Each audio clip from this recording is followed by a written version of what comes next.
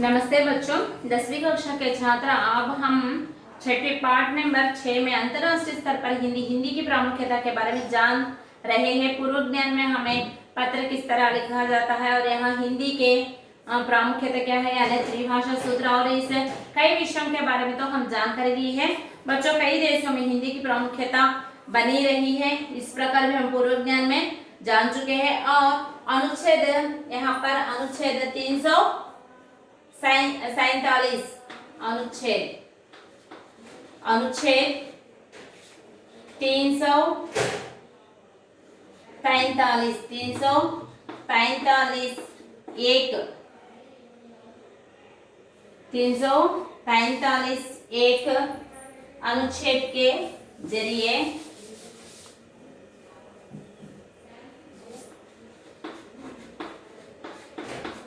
के अनुसार हमें हिंदी को 14 सितंबर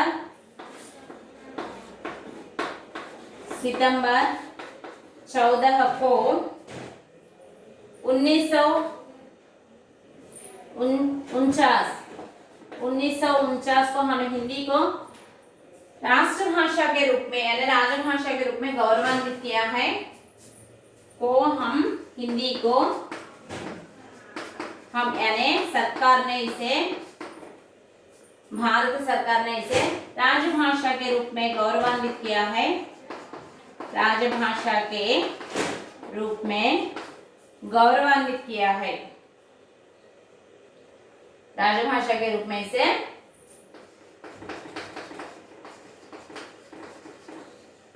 गौरवान्वित किया है। राजभाषा के रूप में इस तरह हम जान चुके हैं पूर्व ज्ञान में। और यहाँ कई देशों के नाम भी दिया गया है बच्चों। Bangladesh, Nepal, Myanmar, Bhutan, Fiji, Guyana, Suriname, Trinidad एवं टोबैगो, दक्षिण अफ्रीका, बहरीन, कुवैत, ओमान आदि कई देशों में भी हिंदी की रोज रोज मांग बढ़ती जा रही है। और हिंदी जानने वाले और यहाँ के साहित्यकारों में भी हिंदी के विशेष योगदान रहे हैं। इस तरह हम पूर्व ज्ञान में जान चुके हैं। तो बच्चों, आइए 10वीं कक्षा के आप अपनी हिंदी पाठ्य पुस्तक निकालिए। पृष्ठ संख्या 31 है। ये हम सबके लिए गर्व की बात है कि विदेशों में भारतीयों से आपसी व्यवहार करने के लिए वहाँ के लोग भी हिंदी सीख रहे हैं। यहाँ हमें भी गर्व की बात है। मन में गर्विंచదగినటువంటి విషయం ఏంటంటేనమ్మా, విదేశాలలో మన హిందీ భాష యొక్క ప్రాముఖ్యత పెరిగే కొద్ది మనం చాలా గర్వం అన్నమాట. అంటే కేవలం భారతదేశంలోనే అనేక రాజ్యాలలో అంటే అనేక స్టేట్స్లో రాష్ట్రాలలో మాట్లాడేటువంటి భాష మనం అంతరాష్ట్ర పరంగా అనమాట. విదేశాల్లో కూడా దీన్ని మాట్లాడేటువంటి వాళ్ళు, అర్థం చేసుకునేటువంటి వాళ్ళు, దీని మీద ఇంట్రెస్ట్ చూపించే వాళ్ళ సంఖ్య పెరుగుతుంది అంటే అది మనం నిజంగా గర్వించదగినటువంటి విషయం అనమాట. హిందీ సార్ इस तरह हिंदी की मांग आज विश्व भर में बढ़ती ही जा रही है. కాబట్టి ఈ రోజు ప్రపంచవ్యాప్తంగా అన్నమాట హిందీ అంటే నేషనల్ లాంగ్వేజ్ అయినటువంటి హిందీ యొక్క ప్రాముఖ్యత కూడా మనకి ఎంతో ఉంది అని చెప్పేసి అంటున్నాను అనమాట. इसलिए भारत को अलावा अन्य देशों में भी कई संस्थाएं हिंदी के प्रचार और प्रसार में जुटी हुई है. కేవలం ఒక భారతదేశంలోనే కాకుండా మిగిలినటువంటి దేశాల్లో కూడా హిందీ సంస్థలు పనిచేయడానికి, అంటే హిందీ కోసము, తర్వాత హిందీ భాష కోసము, మరియు హిందీ సాహిత్యాలు రాయటం కోసము, ఏదైనా సరే వర్క్ చేయటానికి విదేశాల్లో ఉన్నటువంటి వాళ్ళు కూడా చాలా ఇంట్రెస్ట్, ఆసక్తి చూపుతున్నారు అని చెప్పేసి అంటున్నాడు అనమాట. విదేశాల్లో కూడా దీని యొక్క మాన మర్యాదలు, దీని యొక్క ప్రభావం, దీని యొక్క ప్రాముఖ్యత పెరుగుతుంది అని చెప్పేసి అంటున్నారు. जिनमें केंद्रीय हिंदी संस्थाएं हिंदी शिक्षण प्रशिक्षण कार्यों से देश विदेशों में अपना महत्वपूर्ण योगदान दे रहा है. केंद्रीय हिंदी संस्था में पूरा यानी पूरा विषय यानी अंग्रेजी या गणित या जो भी विज्ञान जो भी है, हमारा परिसर विज्ञान जो भी है वो हमें हिंदी में ही पढ़ना है, यानी हिंदी मीडियम में ही हमें पढ़ना है. तो इसे हम क्या कहते हैं, इसे पाठशालाओं को, इसे स्कूल को हमें क्या कहते हैं बच्चों, केंद्रीय विद्यालय कहते हैं. तो जिसमें केंद्रीय हिंदी संस्थान हिंदी शिक्षण प्रशिक्षण के लिए, हिंदी शिक्षण या प्रशिक्षण क्या है, ट्రైనింగ్ అన్నమాట. ట్రైన్డ్ అంటే వాళ్ళకి శిక్షణ ఇవ్వటము. శిక్షణ व प्रशिक्षण माने ट्रेनिंग. शिक्षण व प्रशिक्षण, शिक्षण व प्रशिक्षण.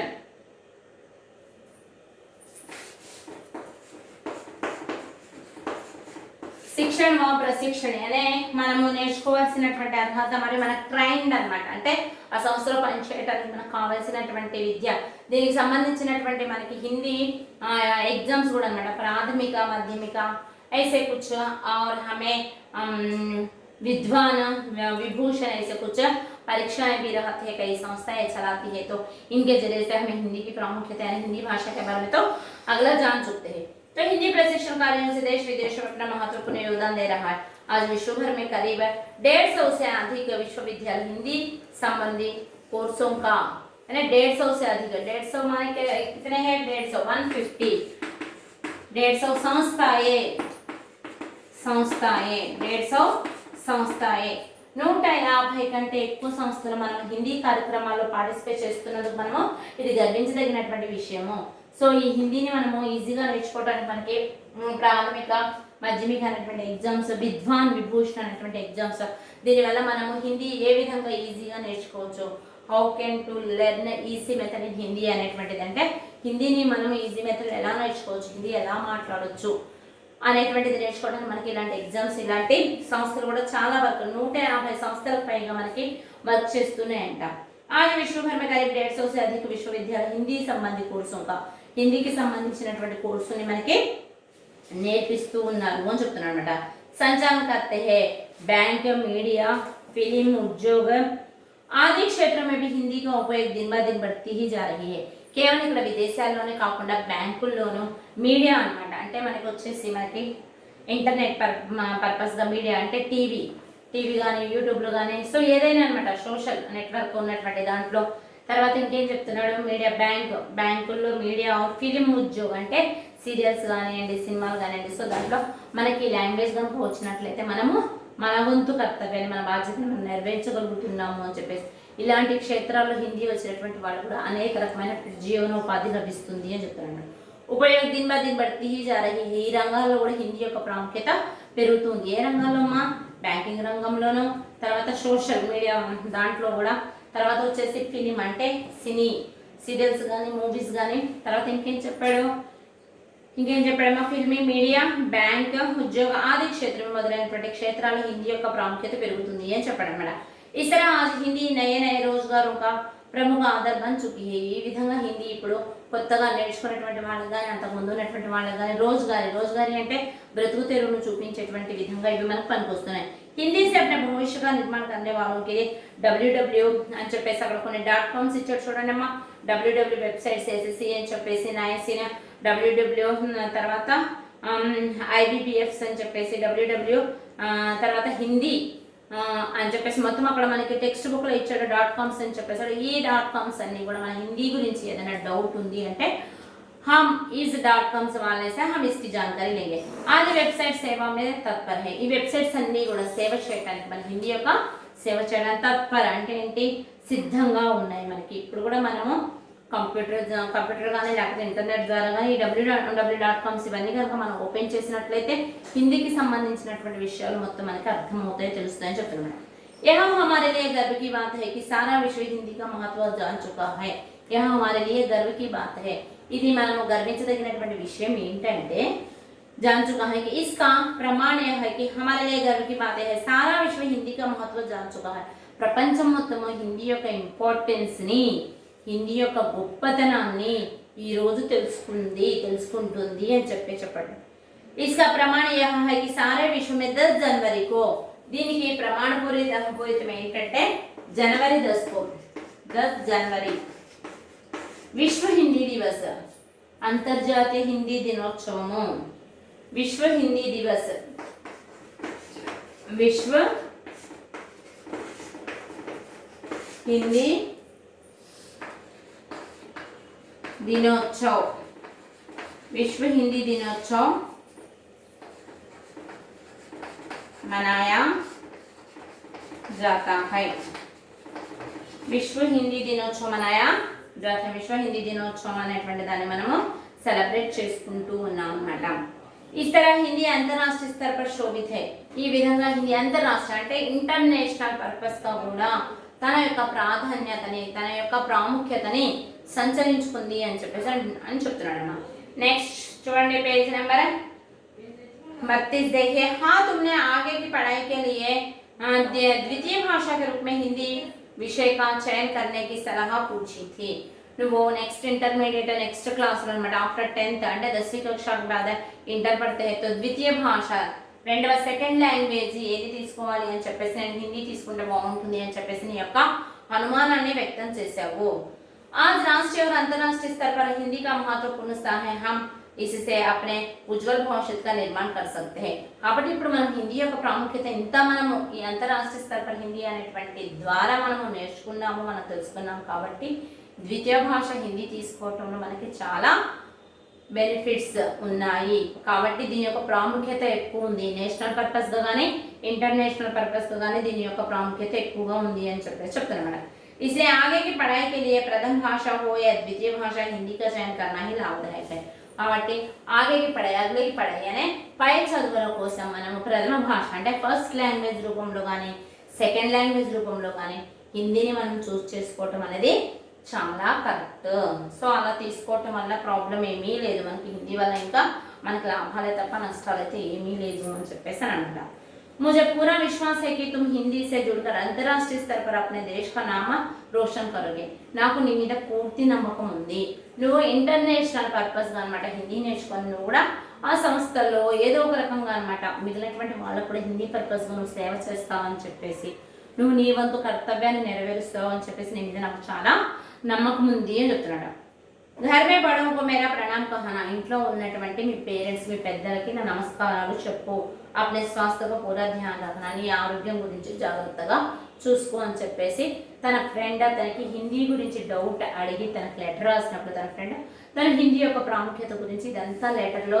తనకి రిప్లై అన్నమాట ఉత్తరంలో జవాబు అంటే తన లెటర్కి ఆన్సర్ ఇచ్చాడు అనమాట తుమ్హారా ప్రియ మిత్ర చివరికి మనం లెటర్ రాస్తున్నప్పుడు కింద మొత్తం కన్క్లూజ్ అయిపోయిన తర్వాత ఏం రాస్తాము తుమ్హారా ప్రియ మిత్ర నీ ప్రియమైనటువంటి మిత్రుడు ఏం పేరు చెప్పాడు బషీర్ అహ్మద్ ఏం పేరంట ఇక్కడ కింద మన లెటర్ రైటింగ్ మొత్తం कंप्लीट అయిపోయిన తర్వాత ఏం రాస్తాం ఇక్కడ आपका आज्ञाकारी छात्र आपका प्रिय मित्र आपका प्रिय बेटा है आपके प्रिय पुत्रिका इस तरह हम कुछ ना कुछ कहेंगे ना तो यहाँ इस तरह मित्र के जो संदेश है जो संदेह है उन्हें पूरा करने के लिए हिंदी भाषा के बारे में या हिंदी भाषा की प्रामुख्यता के बारे में जानी है तो वह यहाँ आखिर में उसका तुम्हारा प्रिय मित्र तुम्हारा प्रिय मित्र यहाँ इस खत के अंतिम में उसने ऐसा लिखा है तुम्हारा प्रिय मित्र कामा नाम क्या लिखा है बशीर अहमद क्या लिखा है नाम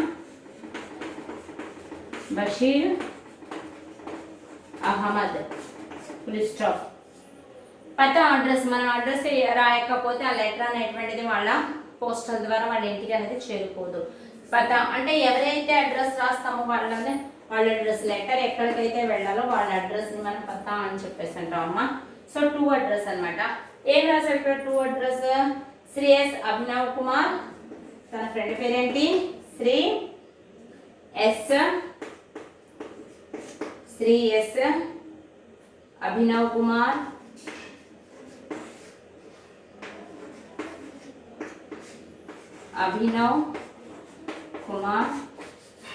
श्री एस अभिनव कुमार कामा 10वीं कक्षा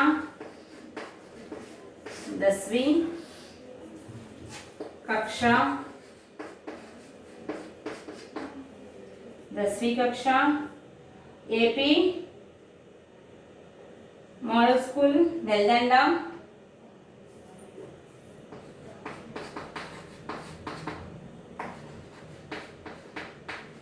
एपी मॉडल स्कूल वेलदंडा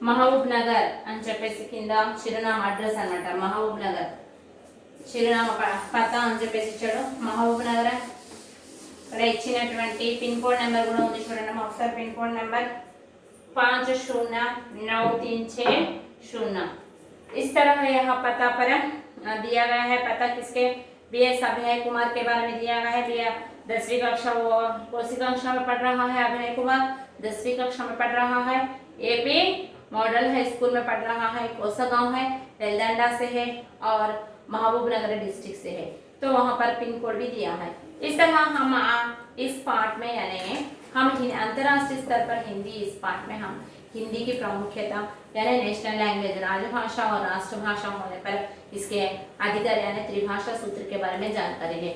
तो बच्चों 10वीं कक्षा के छात्र आप अपने हिंदी पाठ्य पुस्तक निकाल कर हिंदी पाठ पढ़ने से आपको जो भी कठिन शब्दार्थ है या जो भी शब्दार्थ ना समझ में तो उसे रेखा खींचकर उसका शब्दार्थ आप पहचान लो। एक या दो बार पढ़ने से आपको उस पाठ समझ में आ जाएगा। तो बच्चों आप हिंदी के बारे में तो जानकारी ली है ना, हिंदी की प्रामुख्यता बारे में, और हिंदी के कई संस्थाएं यहाँ पर कई कार्य कर रहे हैं, इसमें हम भी भाग लेना चाहिए और हिंदी के बारे में हम भी जानकारी लेना चाहिए। तो बच्चों यहाँ पाठशाला पर कक्षाएं चल रही है और आपको परीक्षाएं हैं नवंबर पहले सप्ताह में। तो आप उसके परीक्षाएं के लिए आप अपने पाठ यानी 1 से 4 पाठ तक आपको FA1 सिलेबस दिया गया है, और जो हमें CC मॉडल के जो पेपर यानी नमूना दिए हैं उसी के बारे में आप पढ़कर आप परीक्षाएं लिखने की कोशिश कीजिए। तो अगले पाठ के बारे में, अगले व्याकरण अंश के बारे में हम अगली कक्षा में बताएंगे बच्चों। तो धन्यवाद।